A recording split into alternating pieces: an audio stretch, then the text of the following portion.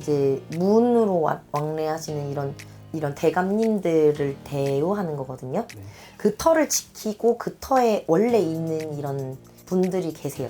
그냥 터주 신이라고 하죠. 안녕하세요, 선생님. 안녕하세요. 네, 반갑습니다.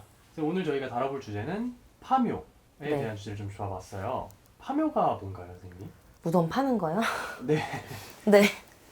그냥 무덤을 파는 거를 파묘라고 네. 하는 거예요. 무덤을 파헤치는 거 이런 거를 말하는 건데 네네. 근데 이렇게 무덤을 파헤치거나 이게 있어요.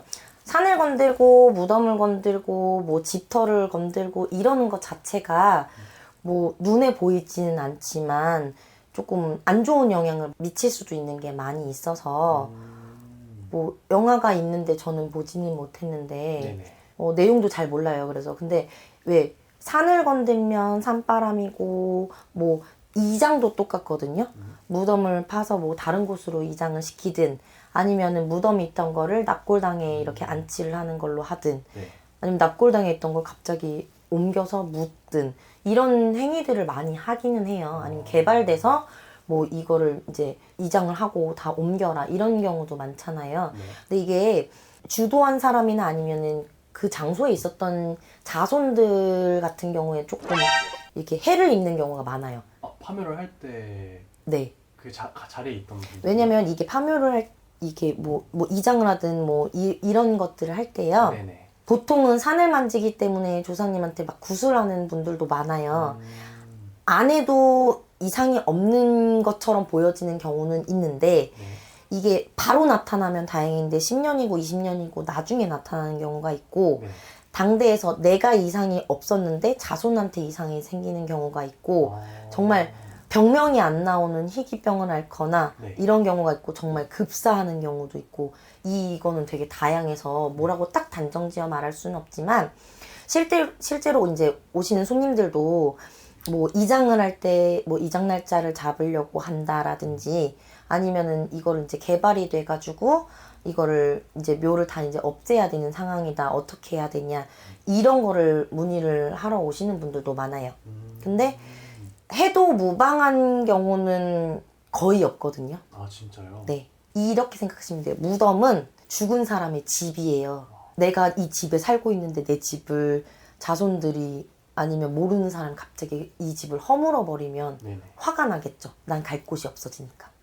그래서 이 화가 내가 자손이 미워가지고 하는 게 아니라 괘씸하고 화가 난 게 뭐 조상의 도움을 받아야 된다 이런 말이 있잖아요. 네네네. 그냥 도움을 안 주는 거죠. 그냥 내가 불편하니까 조상이 불편하면 자손이 잘 풀릴 리가 없거든요.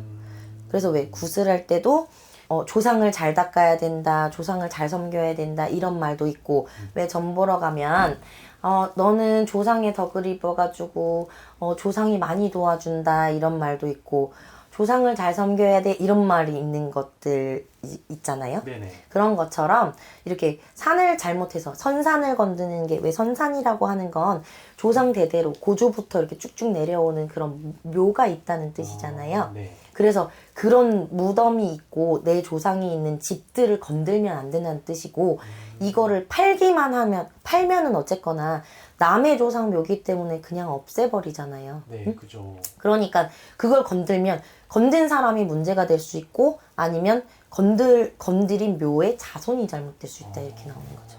함부로 하면은 안 되는 거네요. 그렇죠. 요즘은 근데 그냥 업체 같은 데 맡겨서 뭐 되게 간단하게 끝내는다라고 생각하시는 분들이 많더라고요. 네. 그럼 그렇게 됐을 때는 그러고 나서 사건이 터지고 나서 후속 처리라고 할까요? 이게 있어요. 정말 이렇게 부유하게 잘 살 수 있는 사람들은 조상을 잘 섬기고 묘를 이렇게 잘 이어가요. 정말 안 된다라고 하면 납골당에 쭉 이렇게 모시고 그걸 잘 한다든지 이렇게 가거든요. 근데 묘가 있었다가 없애버리고 이런 식으로 가면 여기에서부터 뭔가 꼬이기 시작을 하는데 왜 이렇게 나는 이것밖에 안 되고 못 사나 이런 생각하는 사람들은 다수가 모두가 그렇다는 건 아니고요. 다수가 내 조상의 이런 뭐 선산이 없다든지 아니면은 이렇게 뭔가 있던 걸 없애버렸다든지 이런 것들 때문에 그때부터 꼬이기 시작하면서 네. 일이 잘 풀리지 않거나 이렇게 되는 거죠. 왜? 가족은 많기 때문에 나는 잘 되는데 동생이 안 되는데 이 영향이 나한테는 안 오고 동생한테만 갈 수도 있고요. 나는 괜찮은데 사촌들은 다 못 됐어요. 그러면은 사촌들한테 그 영향이 갔을 수도 있고 다 잘 됐는데 나만 망가졌어. 그럼 나만 이렇게 이 타격을 입을 수도 있고요. 그래서 누구한테 갈지 모르기 때문에 그냥 그래서 예전부터 왜 제사를 장자가 이렇게 쭉 내려왔잖아요. 네. 그런 것처럼 이렇게 첫째 자손들이 이렇게 바르게 잘 잡아가면 그냥 그 집안이 그렇게 크게 흐트러지는 게 없어지는 거죠. 알겠습니다. 그리고 또 제가 물어보고 싶은 게 이 점집에 갔는데 산바람이 났다 뭐 그런 네. 얘기들 많이 하잖아요. 그게 묘를 건드렸다는 뜻이에요. 그럼 묘를 안 건드렸는데도 바람이라고 할까 그런 게 나는 경우도 있나요? 산바람이라고 하는 거는 산을 뭐 개발을 시키거나 만지거나 무덤을 이렇게 만졌을 때 이걸 산바람이라고 하고요. 피디님이 말하는 바람은 바람 피는 걸 말하는 건가요? 아예 그냥 뭐 무덤을 건드리지도 않았는데 건드린 적도 없고 그럴 계획도 없는데 그런 건 산벌전이라고 할 거예요. 벌전이요? 네. 왜냐면 이게 산에 나무를 잘못 빼거나 이런 것들도 있거든요.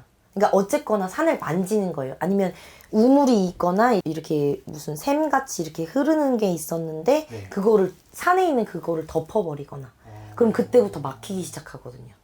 그러니까 흐르는 물을 덮거나 막아도 안 되고 가뭄이 들어서 줄기가 약해질 수는 있는데 인간이 인위적으로 거기를 무슨 뭐 포크레인으로 흙을 덮는다던가 이런 걸 했을 땐 산을 건드렸기 때문에 그때부터 만약에 사업을 하고 있으면 사업이 기운다든지 네. 아니면은 사업 안 하고 그냥 직장으로 잘 다니고 있었는데도 그 시기부터 재산이 감소한다든지 이런 것들이 있는 거죠. 그것도 산바람이라고 하긴 해요. 네, 이렇게 구분을 지어서 말하자면 이게 벌전인 거죠. 그러면 털을 잘못 잡아서 네. 잘못되는 경우도 있나요?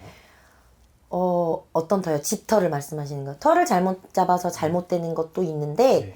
이게 그러니까 왜 옛날부터 우리는 텃대감이라고 해서 털을 이렇게 대우를 해드려요. 네. 왜 뭐 문 앞에 문 앞마다 막 막걸리 놓고 이랬던 거 이런 풍습이 있는 것처럼 네. 그런 게 털을 대우하는 거고 이제 문으로 왕래하시는 이런 대감님들을 대우하는 거거든요. 네. 그 터를 지키고 그 터에 원래 있는 이런 분들이 계세요. 그냥 터주 신이라고 하죠. 네네. 이거는 조금 다 이름이 명칭이 다 다른데 뭐 집에는 성주신이 있고 뭐 이렇게 이런 얘기가 많이 있지만 기본적으로는 터를 대우를 해야 내가 이 집을 만질 때 털을 만진다라고 하기 때문에 인테리어를 하건 뭐 이 집을 뭐 수리를 하건 집을 짓건 이렇게 했을 때는 털을 대우해야 된다. 왜냐면 이렇게 만졌으니까 죄송합니다. 놀라셨죠? 이렇게 하고서는 그래도 제가 예의를 갖춥니다. 이런 느낌으로 가는 거거든요. 알겠습니다. 그러면 이게 꿈에 뭐 돌아가신 네. 조상님들이 나온다던가 해가지고 묘를 파봤는데 네. 뭐 물이 차 있다던가 아니면 그런 이야기들도 막 되게 많잖아요. 경험해본 바로는 꿈을 꿔가지고 이렇게 뭐 묘를 파봤는데 이거는 제가 경험해보거나 들어보지는 못해서 잘 모르겠는데 저 같은 경우는 진짜 옛날에 네. 왜 이렇게 손님이 왔는데 몸이 기울어져 있는데 누워서 자는 느낌이 아니고 발 쪽에는 축축하고 몸이 기울어져 있는데 이게 산 사람이 아닌 것 같아요. 돌아가신 분인가 봐요. 뭐 묘에 물이 고이거나 뭐가 이게 기울어진 데 있는 분이 그런 걸로 보여져요. 네. 거기를 뭔가를 만져야 돼요. 이렇게 말을 했거든요. 근데 진짜 그때 파봤을 때는 이제 저게 있기는 했다고 해요. 근데 그걸로 뭐 하지는 않았거든요. 그러니까 구슬하거나 이런 건 아닌데 네. 진짜 실제로 거기가 물로 이렇게 돼가지고 그랬다고는 하나 네. 뭐 꿈으로 그렇게 나올 수도 있죠. 피디님 말씀대로. 그러니까 점을 봐서는 이런 걸 잡아낼 수도 있어요. 그럼 그런 걸 좀 바로 고쳐주시기도 하는 편인가요, 그 선생님들이? 이게 모든 게 매번 보여지는 게 아니라 네. 만약에 제가 예를 들어 우리 집이 그런데 제가 점집에 가가지고 저라고 하니까 조금 그러네요. 그냥 누군가가 형님이 가가지고 점을 봤을 때는 안 나왔는데 둘째가 갔을 때는 나왔다 이러면 그걸로 인해서 조금 더 피해를 많이 볼 수 있는 게 둘째고 그걸 잘 가리를 잡으면 재수를 볼 수 있는 것도 둘째다.